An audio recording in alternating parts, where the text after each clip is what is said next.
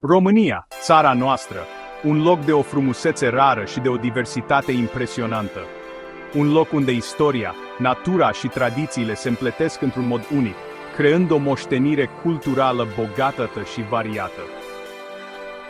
De la crestele semețe ale Carpaților, care se ridică majestuos spre cer, la întinderile nesfârșite ale deltei Dunării, România oferă un spectacol al naturii care îți taie respirația.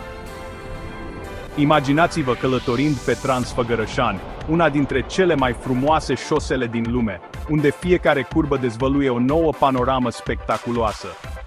Sunetul naturii, aerul curat și priveliști care îți taie respirația, toate acestea contribuie la farmecul inegalabil al României.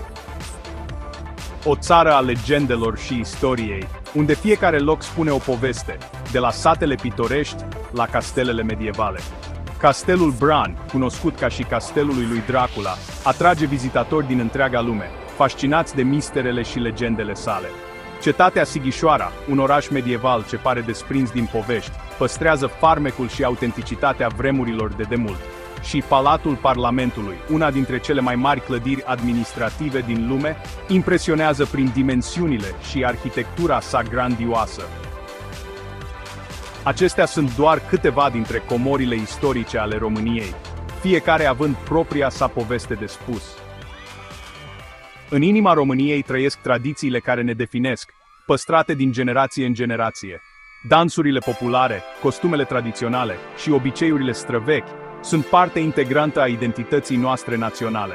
Și mâncărurile specifice ne leagă de rădăcinile noastre și ne amintesc de cine suntem, oferind o experiență culinară autentică și savuroasă. Fiecare sărbătoare, fiecare festival, este o ocazie de a celebra identitatea noastră națională, de a ne reuni și de a ne bucura împreună de tradițiile noastre. România, țara noastră, este mai mult decât un loc pe hartă.